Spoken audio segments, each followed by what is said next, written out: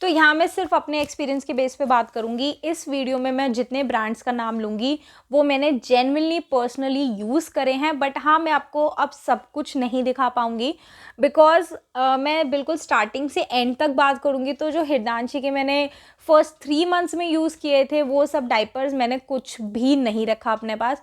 मैं जो भी बात करूँगी बिल्कुल अपने एक्सपीरियंस पे और अपने जेन्युइन ओपिनियन आपके साथ शेयर करूँगी। इस वीडियो में कोई भी पेड प्रमोशन नहीं है, पता नहीं कब मिलेगी, पर हाँ कोई भी पेड प्रमोशन नहीं है। मैं किसी भी ब्रांड की अच्छाई या बुराई कर रही हूँ, वो मेरा जेन्युइन खुद का एक्सपीरियंस है। तो चलिए आज की वीडियो शुरू करते हैं। Hello everyone, welcome back to my channel. अगर आप मेरे चैनल पे नए हैं तो मैं हर Tuesday, Thursday, Saturday mother centric content लेके आती हूँ। मदर सेंट्रिक से मेरा मतलब है मदर इन बेबी केयर, कुछ टिप्स और ट्रिक्स और हैक्स, कुछ मेरे एक्सपीरियंसेस जो मैं अपनी 2 साल की डॉटर के साथ सीख रही हूँ और आपके साथ शेयर कर रही हूँ। So make sure you subscribe the channel and press the bell icon. तो सबसे पहला क्वेश्चन, क्या डायपर न्यूबॉर्न बच्चों को पहनाना चाहिए? तो आंसर है बिल्कुल सेफ है। जब तक आप बच्चे की हाइजीन मेंटेन कर रहे हो तब तक आप उसे कुछ भी पहनाओ, आप उसे लंगोट पहनाओ, आप डायपर पहनाओ, आप क्लोथ डायपर पहनाओ, ये आपकी मर्जी है। आप अपने कंफर्ट के हिसाब से पहना सकते। मैं अपनी बात करूँ तो मैंने लंगोट भी यूज़ की है। मेरी मदर इन लॉ ने घर पे लंगोट बनाई थी बिल्कुल सॉफ्ट मलमल के कपड़े से। मैंने डायपर्स यूज़ किए हैं, मैंने tape style, pant style, cloth diaper, हर तरीके का डायपर यूज़ किया है। मैंने बहुत अच्छे अच्छे ब्रांड्स की क्लोथ डायपर भी मंगवाए हैं और क्लोथ लंगोट्स भी मंगवाई हुई हैं। जब तक हृदयांशी मदर इन लॉ के हाथ में या इन लॉज़ के हाथ में थी, मैं बिल्कुल बेड रेस्ट पे थी, तो वो दोनों मिक्स करके पहनाते थे। जब उसे सोना होता था तो डायपर पहना दिया, नैपीज़ पहना दी। जब हृदयांशी मेरे हाथ में आई, यानी जब मैं उसकी केटरिंग करने लगी, तो मैंने 2 दिन के बाद उससे नैपी नहीं पहनाई। मेरे लिए बहुत ज़्यादा फ्रस्ट्रेटिंग और ओवरवेलमिंग हो जाता था मेरे लिए कि वो हर 5 मिनट में सुसु कर रही है और अगर एक ड्रॉप भी है सुसु की, आपको वो नैपी दोबारा बदलनी पड़ेगी। तो मैं बहुत ज़्यादा ये हो गया था कि यार बस नैपी बदलो। मेरे से नैपी कैरी नहीं हो पाई। मैं बिल्कुल जेन्युइन बात बोलूँगी, मैं बिल्कुल ये नहीं बोलूँगी कि मैं आपके सामने कैमरे पर बैठ के बात कर रही हूँ तो मैं ये बोलते जाऊँ हाँ नहीं मैंने नैपी पहनाई है या मैंने सिर्फ डायपर पहनाया है। मैं 2 दिन के बाद मैंने डायपर में स्विच कर लिया था। जिस दिन से हृदयांशी हुई है उस दिन से पहले 3 महीने तक जो मैंने डायपर का ब्रांड यूज़ किया वो है हिमालय का। वो मेरे को बहुत ज़्यादा ईजी रहता था कि टेप में हाँ अपने बच्चे के साइज़ के हिसाब से वो बांध दो। तो जब मैंने वो डायपर यूज़ किया वो बहुत ज़्यादा कंफर्टेबल था। अगर मुझे उसका लिंक मिल जाएगा तो मैं आपको डिस्क्रिप्शन में शेयर कर दूँगी। इसका फर्स्ट पैकेट हमें हॉस्पिटल से ही मिला था, जो कि काफ़ी बड़ा पैकेट मिला था। आई गेस 60-70 डायपर्स होंगे उसमें। मेरा पैकेज के अकॉर्डिंग मुझे वो डायपर भी साथ में मिला था। मेरे को उस डायपर से कोई दिक्कत नहीं हुई। हृदयांशी को सिर्फ एक बार ही रैश हुए हैं, अब तक वो 2 साल की है। और जब रैश हुए थे तब मैं एक न्यू मॉम थी, मुझे कुछ पता नहीं था, मैं चीज़ें सीख रही थी।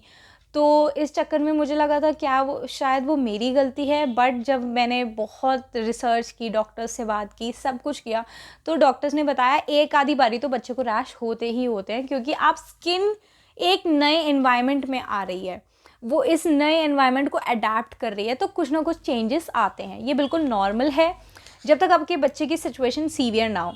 आप मेरी पुरानी वीडियोस देखोगे, मैंने उसमें खुद बताया कि मैं बहुत पैनिक हो गई थी कि ये मेरी गलती है, मैं अच्छी मॉम नहीं हूँ। बट अब मुझे ये बात समझ आती है कि बच्चे एक अपने नए एनवायरनमेंट में एडजस्ट कर रहा था जिसमें कुछ ना कुछ तो होता ही रहेगा। तो ये आपकी मर्ज़ी है कि आप उसे डायपर में रखना चाहो, बस आप हाइजीन मेंटेन करो। आपको एक डायपर हर 2 से 3 घंटे में चेंज करना चाहिए।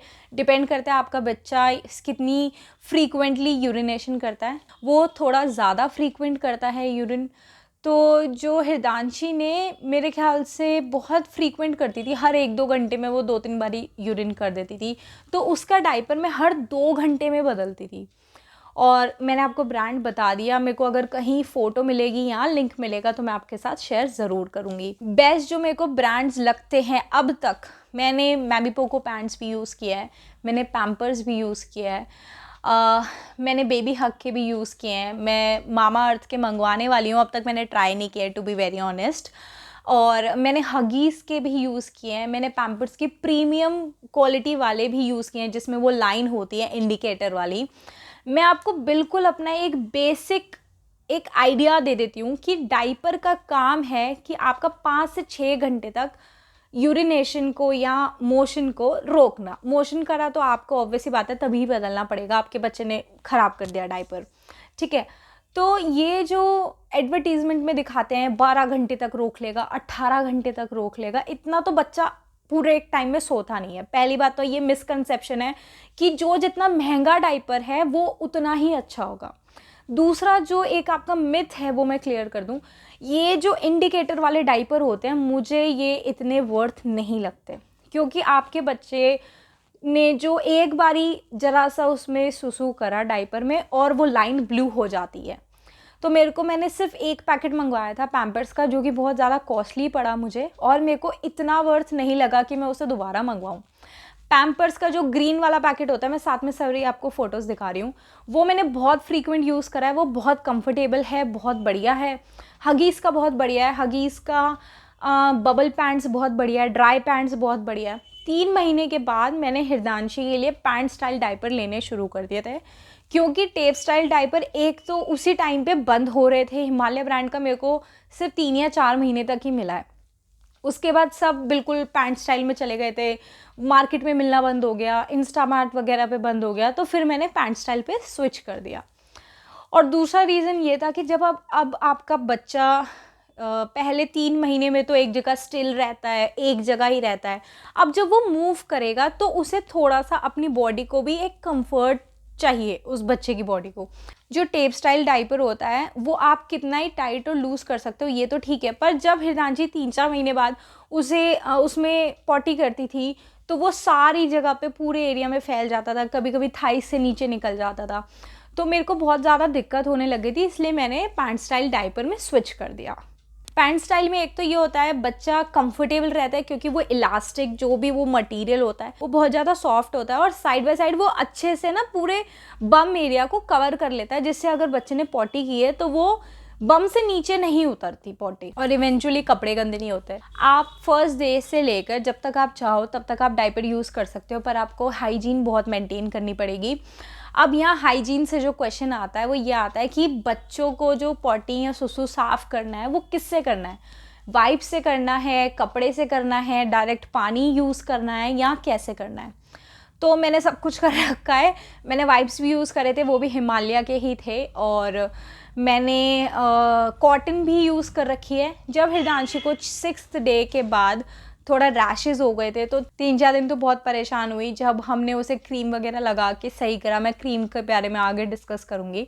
तो जब वो सही हो गई उस दिन के बाद से टिल डेट मैंने हृदांशी के लिए वाइप्स यूज़ नहीं करे बम एरिया पे, क्योंकि मुझे ये लग रहा था उस मोमेंट में, मुझे ये समझ आया कि आप कितना ही ऑर्गेनिक कितना ही महंगा वाइप ले लो, उसके अंदर कुछ ना कुछ तो ऐसा है ना जो कि वो मॉइस्चराइज रहता है, कोई ना कोई केमिकल या कोई ना कोई ऐसी चीज़ तो है ना जो पानी नहीं है और उस टिश्यू के अंदर कुछ ना कुछ तो है, और आप उसे बच्चे के इतने सेंसिटिव एरिया पे लगा रहे हो। तो मैंने हितांशी का एक बोल बना लिया था और कॉटन का रोल ले लिया था और उसे हमने स्क्वायर पीसीज में काट लिया था, और वो काटने के बाद हमने एक डब्बी में बिल्कुल हाइजीनिक तरीके से रख ली थी। और इतना बड़ा डब्बा बनाया था मैंने, जिसमें आप एक दाल चावल वाले जो डब्बे होते हैं आप वो भी ले सकते हो, उसमें आप कॉटन काट के रख लो। बच्चे ने पॉटी की, उसे गीला करा कटोरी से और बम एरिया साफ़ कर दिया और अपना डायपर उठा के फेंक दिया। अगर आप नैपी यूज़ कर रहे हो या जो भी कर रहे हो उसे धो दी। तब से लेके अब तक, अब तो हम उसे वैसे ही साफ़ कर देते हैं कि भाई सिर्फ पानी, कॉटन भी यूज़ नहीं करते। अब तो हिदांशी 2 साल की हो गई है, उसे मैं पॉटी ट्रेनिंग भी दे रही हूँ कि जब पॉटी आए तो वो बोल देती है मम्मा छी। तो अब ये चीज़ें मैं उसके साथ थोड़ी सी कर रही हूँ। और स्टार्टिंग में आप कॉटन यूज़ कर सकते हो पानी के साथ। अगर आपको कॉटन लग रही है कि कॉटन चिपक जाती है या कोई प्रॉब्लम होती है बच्चे को कॉटन से, तो आप मलमल का कपड़ा यूज़ कर सकते हो, उसे अच्छे से धो लो यूज़ करने के बाद। और मेरे ख्याल से ये 2 तरीके हैं बेस्ट। अब जैसे जिनका बेबी सर्दियों में होता है वो पानी यूज़ करने से डरते हैं, तो आप गर्म पानी यूज़ कर सकते हो अपने बच्चे की पॉटी साफ़ करने के लिए। पर हाँ, वाइप से तो 1000 गुना बेटर है कि आप पानी यूज़ कर लो। ये मेरा पर्सनल ओपिनियन है, बाकी आपकी मर्ज़ी है। अगला क्वेश्चन जो है, डाइपर रैश क्रीम कौन सी लें। जब मैंने हृदांशी की चीज़ें इकट्ठी करनी शुरू की थी, सामान लेना शुरू किया था, तो मैंने हिमालय के ही सारे प्रोडक्ट्स लिए थे, शैम्पू से लेकर डाइपर रैश क्रीम तक। But to be very honest, Hridyanshi को हिमालय की डायपर रैश क्रीम सूट नहीं करी। मतलब जब उसे रैश हो गए थे और हमने वो क्रीम लगाई तो उसे कुछ फ़र्क नहीं पड़ा। आधा 1 घंटा उसे थोड़ा सा सूद हो जाता था, बट वो बहुत रोती थी। मुझे किसी ने B4 नैपी एक क्रीम है उसके बारे में बताया। उस दिन से अब तक मैंने वो क्रीम घर में ख़त्म नहीं होने दी। मैं उसकी 5 से 7 ट्यूब मंगवा चुकी हूँ और यूज़ कर चुकी हूँ, और वो क्रीम इतनी बेस्ट क्रीम है। मतलब मैं कितने ही लोगों को उस दिन के बाद से रिकमेंड कर चुकी हूँ, वीडियोस में, ऑफलाइन ऑनलाइन हर जगह। तो मेरी रिकमेंडेशन रहेगी, बहुत ही सस्ती क्रीम है, बहुत ही बढ़िया क्रीम है। सो मेरी रिकमेंडेशन रहेगी B4 नैपी। उसकी प्रोनाउंसिएशन है बिफोर नैपी। अब यहाँ पे भी एक सवाल होता है कि डाइपर रैश क्रीम को यूज़ कब करना चाहिए। ये मुझे भी बहुत टाइम बाद किसी ने समझाया कि डायपर रैश क्रीम का मतलब ये नहीं होता कि जब आपके बच्चे को रैशेस हो जाएं उसके बाद आप उसे हील करने को लगाओ। डायपर रैश क्रीम का मतलब ये होता है कि जब आप अपने बच्चे को डायपर पहनाना शुरू कर रहे हो तो आप डायपर के बीच में और अपने बच्चे के बीच में एक लेयर बना रहे हो, जिससे जब वो मूव करेगा ये जो फ्रिक्शन है ये उसे रोकेगी। आप इसे B4 नैपी को मंगाओगे, आप खुद नोटिस कर पाओगे कि ये बहुत ज़्यादा थिक क्रीम है। मैं आपको साइड में वीडियो दिखा दूंगी, मेरे पास अभी भी पड़ी हुई है ये, और उस दिन के बाद से मैंने ख़त्म नहीं होने दी। हृदयांशी अब भी डायपर यूज़ करती है। तो कितनी बार ऐसा होता है जब मेरे को पता है मुझे कहीं घूमने जाना है या 8-9 घंटे तक मैं किसी रीज़न से इसका डायपर नहीं बदल पाऊँगी, या अगर ये पॉटी नहीं कर रही और मेरे को इसका डायपर ज़्यादा टाइम तक रखना है, तो मैं ये क्रीम यूज़ करती हूँ अभी भी। ये हम बच्चे की स्किन के और डायपर के बीच में एक लेयर बना देती है जिससे फ्रिक्शन नहीं होती। जब वो लेयर रहेगी, वो लेयर इतनी मोटी होती है कि आपका बच्चे के स्किन के साथ वो डायपर टच नहीं हो पाएगा। अगला जो क्वेश्चन है, बच्चे के डायपर का साइज़ कैसे पता करें। ऑल्दो इसमें मेंशन होता है हर डायपर में आपको स्मॉल, मीडियम, लार्ज, एक्सेल और जो जितने साइजेस हैं वो मेंशन होते हैं।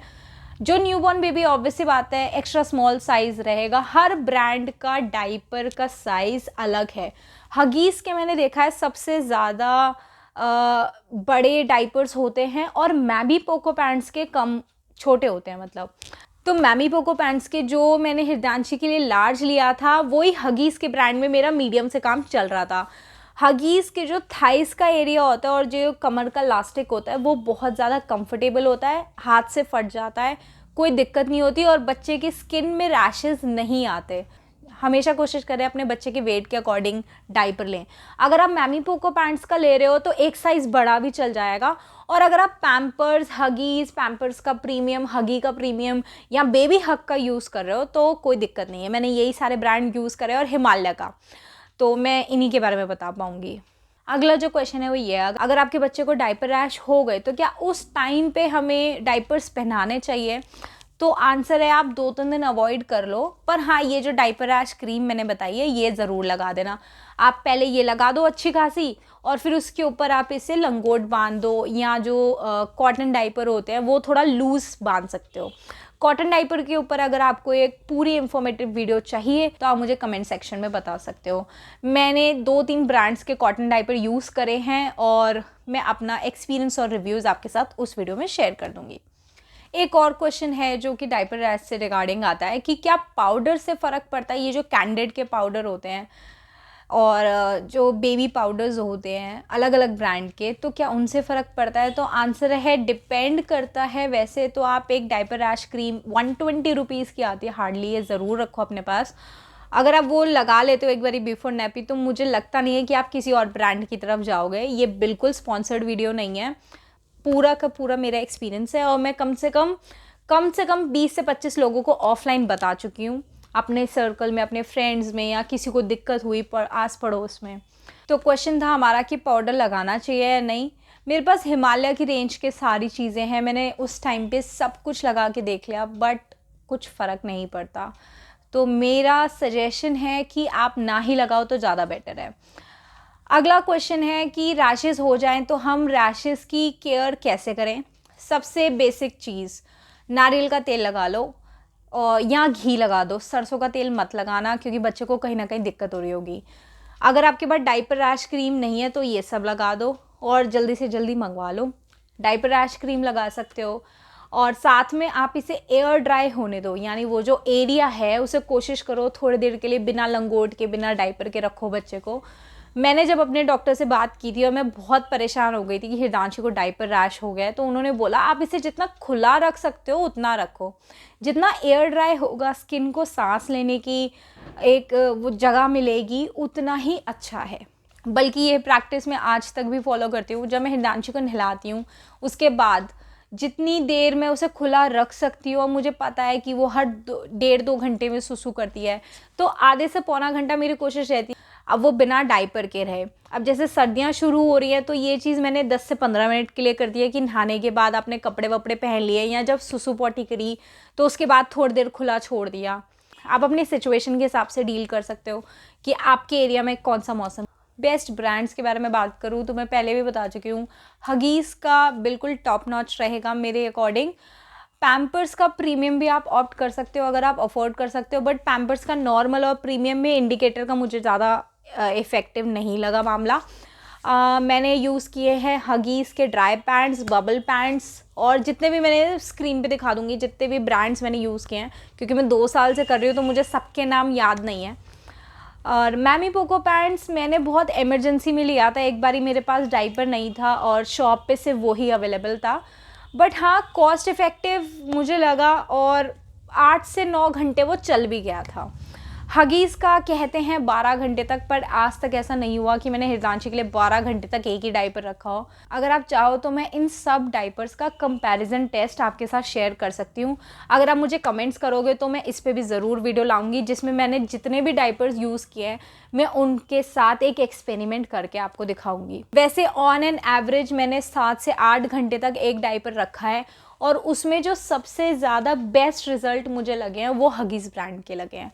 बाकी आपकी पर्सनल चॉइस है, आप धीरे धीरे ब्रांड्स यूज़ करोगे, चेंज करोगे, तो आपकी खुद की अपनी चॉइस होगी। क्या पता आपको मैमी पोको पैंट्स पसंद आ जाए, आप एक अफोर्डेबल डायपर की तरफ मूव करना चाहते हो या एक कॉस्टली डायपर की तरफ, ये आपके बजट के ऊपर आपकी चॉइस। तो मेरे को ये लगता है कि जो काम हमारा एक बजट में हो सकता है उसके लिए एक्स्ट्रा देने की क्या ज़रूरत है। तो मैं हगीज़ से और पैम्पर्स से, मैमी पोको पैंट से काफ़ी हद तक डायपर के मामले में सैटिस्फाइड थी, तो इसलिए मैंने यही सब डायपर्स यूज़ करे हैं। आई होप मैंने आपके सारे क्वेश्चंस के आंसर दे दिए होंगे। अगर आपको मेरी वीडियो पसंद आई तो प्लीज़ इसे लाइक करना, शेयर करना, सब्सक्राइब करना। अगर आपको वीडियो से रिलेटेड कोई भी बात, कोई भी कमेंट या क्वेरी करनी है तो आप मुझे कमेंट सेक्शन में कमेंट कर सकते हैं। किसी न्यू मॉम के साथ या जिनके बच्चों को डायपर रैश बहुत होते हैं उनके साथ ये शेयर कर सकते हो। मैं मिलती हूँ आपसे अगली वीडियो में, तब तक के लिए बाय एंड थैंक यू।